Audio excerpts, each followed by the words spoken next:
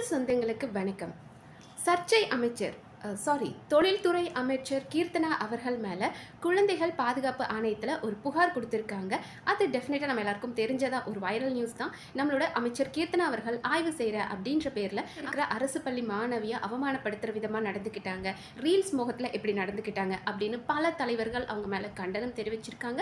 And இதற்கு அமைச்சர் கீர்த்தனா அவர்கள் கொடுத்த பதில் அண்ட் அவங்களுக்கு மேலே ஒரு முரட்டு முட்டு கொடுத்த அமைச்சர் அப்படின்ற எல்லாத்தையும் தான் இன்னைக்கு வீடியோவில் பார்க்க போகிறோம். நம்ம எல்லாருக்கும் தெரிஞ்சது தான், நம்மளோட அமைச்சர் கீர்த்தனா அவர்கள் ஆய்வுக்கு போற அப்படின்னு ஒரு அரசு பள்ளிக்கு போய் அங்க இருக்கிற ஒரு குழந்தை கிட்ட வாட் இஸ் யுவர் ஃபாதர் அப்படின்னு கேட்குறாங்க. டீச்சர் கிட்ட சொல்றாங்க, நீங்க ஒரு கான்வர்சேஷன் நடத்துங்க, இங்கிலீஷ்ல ஒரு கான்வர்சேஷன் பண்ணுங்க அந்த குழந்தை கிட்ட அப்படின்றாங்க.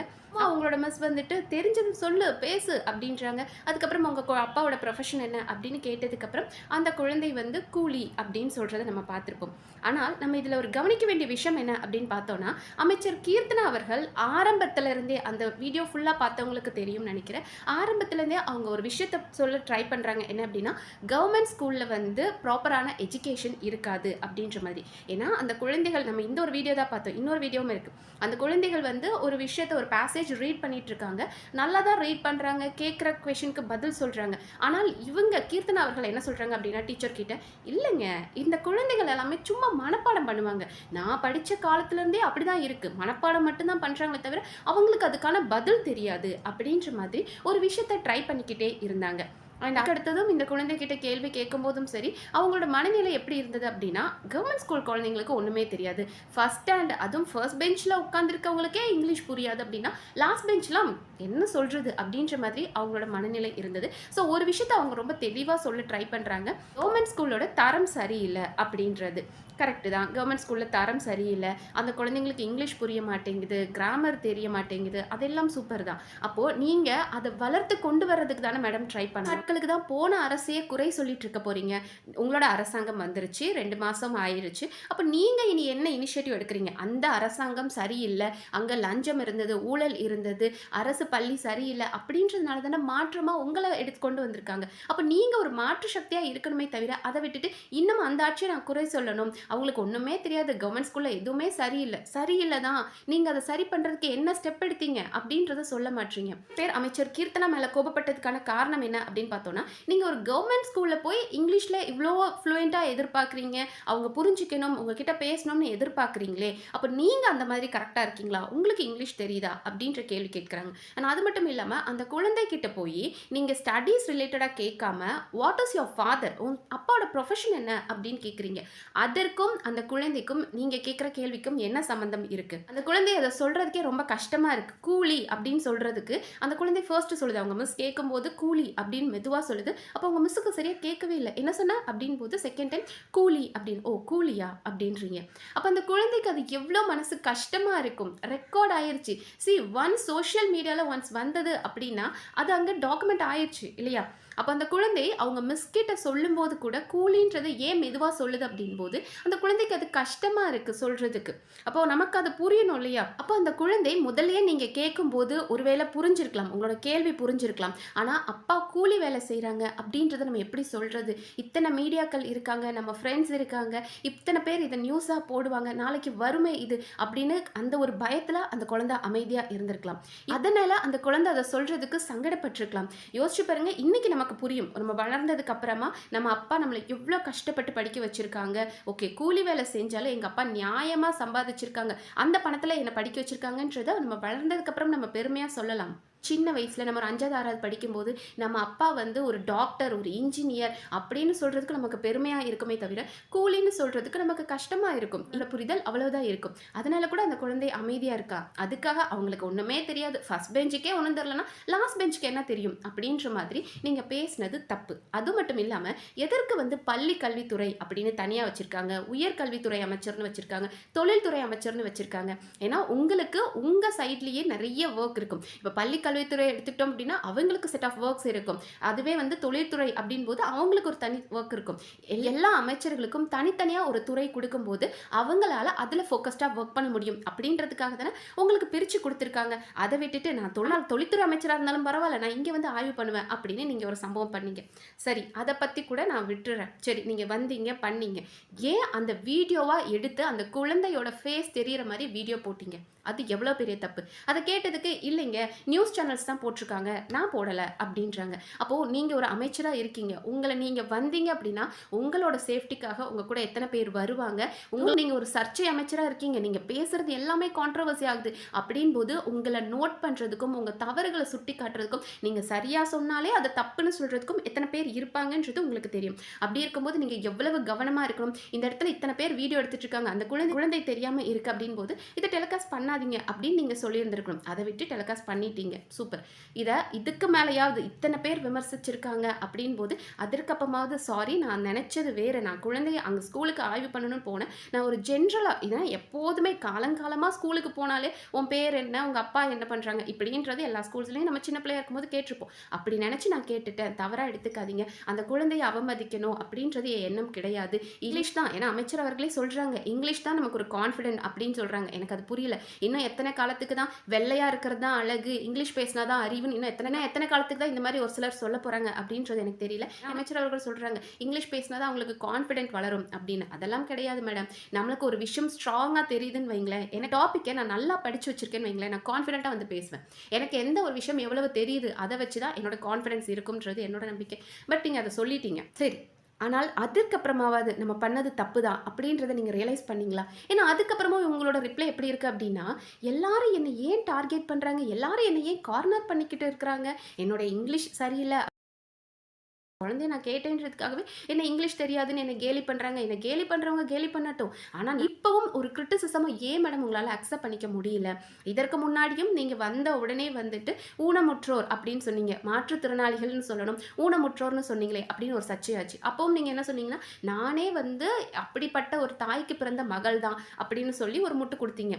வார்த்தை விளையாட்டுலாம் தெரியாது, வார்த்தை அரசியல் பண்ணாதீங்க, இதை வச்சு அரசியல் பண்ணாதீங்க அப்படின்னீங்க. சரி, இது ஒரு தவறாக சொல்லிட்டேன், இதை தப்பாக புரிஞ்சுக்க வேண்டாம் அப்படின்னு மன்னிப்பு கேட்டீங்களான்னு கேட்டேன். அதை விட்டுட்டு அப்பவும் உங்களோட சைட்ல இருந்து நான் பண்ணது கரெக்ட் தான், வார்த்தை அரசியல் பண்றாங்க அப்படின்னு பேசுனீங்க.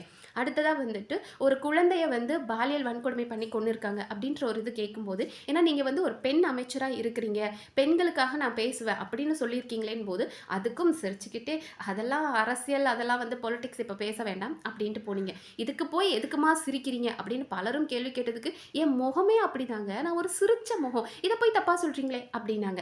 ஆனால் அதுவே உங்க மேல ஒரு தவறு வருதுன்னு வைங்களேன். இப்போ வந்து தொழில்துறை, நீங்க வந்து தொழில்துறை அமைச்சர் ஆனதுக்கு அப்புறமா பல முதலீடுகள் இங்க நம்ம தமிழ்நாட்டை விட்டு வேற ஸ்டேட்டுக்கு போயிடுச்சு, அதுக்கு காரணம் நீங்க தானா அப்படின்னு கேட்கும்போது, எப்படி நீங்க அப்படி சொல்லலாம், யார்கிட்ட ப்ரூஃப் இருக்கு, என்கிட்ட எல்லா எவிடன்ஸும் இருக்கு, எங்க எப்படி பேசணுமோ அப்படி நான் பேச முடியும் அப்படின்னு உங்க கண்ணை உருட்டி உருட்டி அழகா பேசுனீங்க. உங்களுக்கு ஒரு பிரச்சனை வரும்போது உங்க முகம், சிரிச்ச முகம், அதுக்குள்ள இவ்வளவு ஒரு கோபம் வருமா அப்படின்றது தான் மக்களுக்கு அப்பதான் புரிஞ்சுது. ஸோ அந்த அளவுக்கு உங்களுக்கு ஒரு பிரச்சனை வரும்போது உங்களால கோபப்பட முடியுது, மற்ற பிரச்சனைக்கு ஓகே சிரிச்சுக்கிட்டே பதில் சொன்னீங்க, அதை கூட கடந்து போங்க. இன்னைக்கு இந்த குழந்தை இப்படி பண்ணியிருக்கீங்களே அப்படின்னு கேட்டால் அதற்கும் நானும் தமிழ் மீடியம் ஸ்கூலில் தாங்க படித்தேன், நான் அவமானப்பட்ட மாதிரி வேற யாரும் அவமானப்படக்கூடாதுன்றது எனக்கும் தெரியுங்க, அப்படி பண்ணி நினச்சிருக்கீங்க இல்லையா, நீங்களே அதில் பாதிக்கப்பட்ட நபராக இருக்கீங்க. தமிழ் மீடியம் ஸ்கூலில் தான் படிச்சிருக்கேன், இங்கிலீஷ் கஷ்டப்பட்டு தான் நான் பேசுகிறேன் அப்படின்னு சொல்கிற நீங்கள் என்ன பண்ணணும்? அப்போ சுற்றி இத்தனை கேமராக்கள் இருக்குது, இதை ரெக்கார்ட் பண்ணாதீங்க. சரி, நான் ஏதோ ஒரு கொஷின் கேட்டேன், அந்த குழந்தைக்கு தெரியல, லிவிட், இதை விட்டுருங்க அப்படின்னு சொல்கிறத விட்டு அதை ஏன் நீங்கள் ரீல்ஸாக எடுத்து போட்டுட்டு இருக்கீங்க?